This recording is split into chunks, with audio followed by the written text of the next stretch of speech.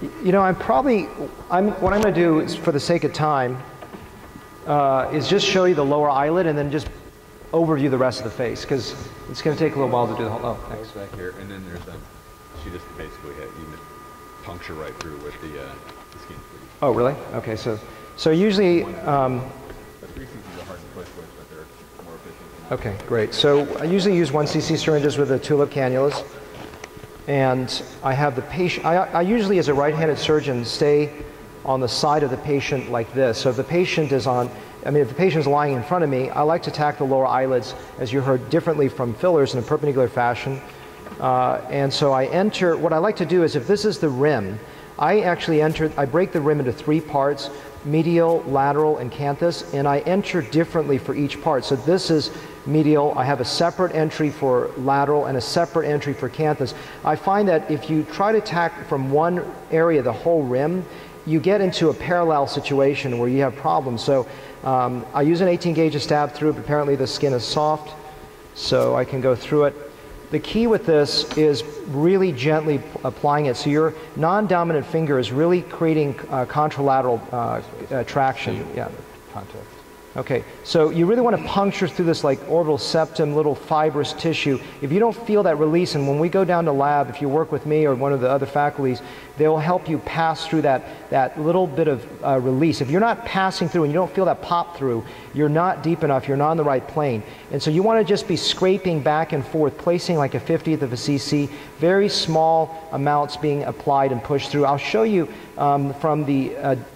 besides just from the distal end of the cannula, because you can't see it on the screen, how fast my cannula is moving in terms of pushing. So basically, let's see if I can, over here, yeah. So this is basically how fast I'm pushing it, okay? Now when I do other areas, I can push really a lot faster. So again, 3 entry points, perpendicular, and the canthus is one thing that Mark has taught me to really focus on early on. And first couple of years I didn't do a lot of canthal work, and I could see this little dip on the outside. Now that's been corrected, so it's really important to go fill. I put about a half cc or so in that area, and I think it's really important to go attack it and go up there and fill it. That is deep. That plane is deep. It's super periosteal. I think it's impossible to go subperiosteal. You're just below the muscle. And I don't like to get up to the ciliary margin for the reasons you've heard. If I get up too close to the eyelid, I think you're going to possibly see fat down the road. When I attack the rim, the superior orbital rim, what I'm doing is I'm going from the lateral position. I think there's many ways to do this. Mark, you go down from top, right? So there's many ways to do this. I just go, and people ask, what is the plane you go into? And it's just a plane of least resistance. I try not to make this too damn complicated. You just place it in, you'll start seeing some nice shape. And people ask how much you put in. I usually like to put in about 1.5 to 2.5 cc's. That works well. I may put a little line right here to indicate where that A-frame deformity is, so I can attack that. The next thing I do is, after I finish that, I'll come up and do the temple. I'll do that from the same entry point as, well, I didn't really explain, but there's usually a canthal entry point. And I just do subcutaneous. I put in about 1 to 3 cc's or so in this area. And you just go and just gently put it up here. The one negative of this is that sometimes you get this hematoma, which sucks, and I have to hold pressure on that area. But that's something that I go up there and fill. Then from that same entry here, we heard Mark talk about the malar ligament. I think unlike fillers, where the filler, I think I can go in any direction. I'm not going to have an issue with it lumping. With fat, you want to go perpendicular to the malar ligament that runs this way. So I go through that same entry point that's right here.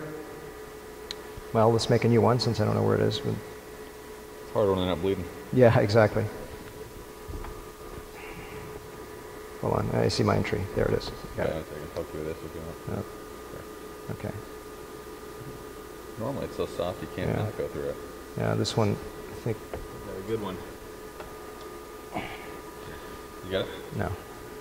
Okay. Oh, okay. All right, so then you go here, and this one is just plane of least resistance, but you just sort of go deep to superficial, and you just go across here. It's pretty simple to do. You just want to build it up here.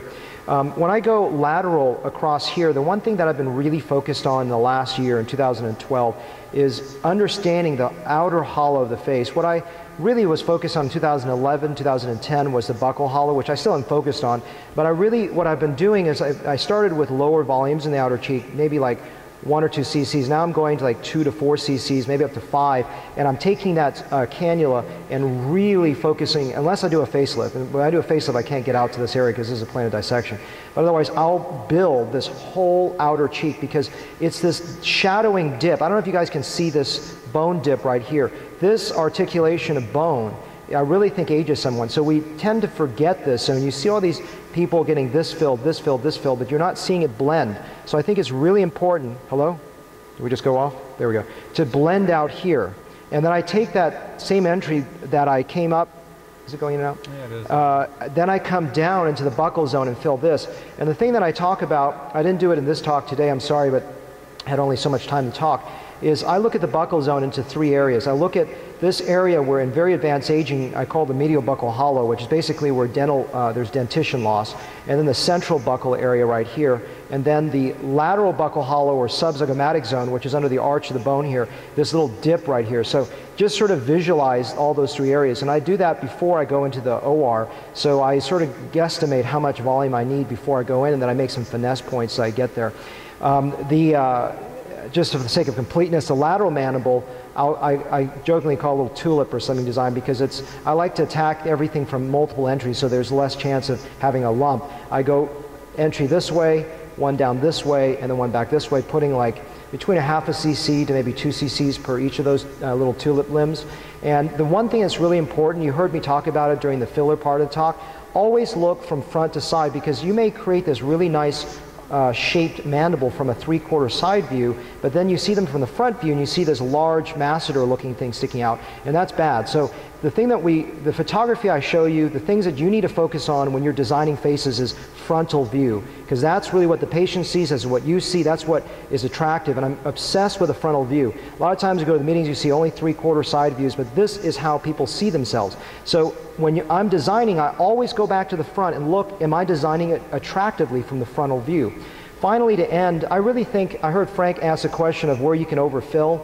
I overfill this whole chin. I tell them that I make him look like Jay Leno, and I'll say that so that they don't freak out, because I'll put in, 2 to 5 cc's or so into the anterior chin or in this area, because this absorbs, and they always have a slightly disappointed result in this area. So if you fill enough, I think it looks better. So I fill into the prejowl sulcus, I fill the anterior chin like this, and then if they've got a recessed chin, you need a chin implant if they've got a recessed chin, but there's a little bit of a hypoplastic mentum. I'll go in there and force it forward all the way to touch here. And if they've got a relatively full chin, then I'll back off and just aim it and just hit the pre-jowl. And if they've got a very heavy jowl, then I'll aim it down. So those are just some subtle things. And again, we'll finesse that in the OR. Thanks. All right. Thank you, Stan. That's fantastic.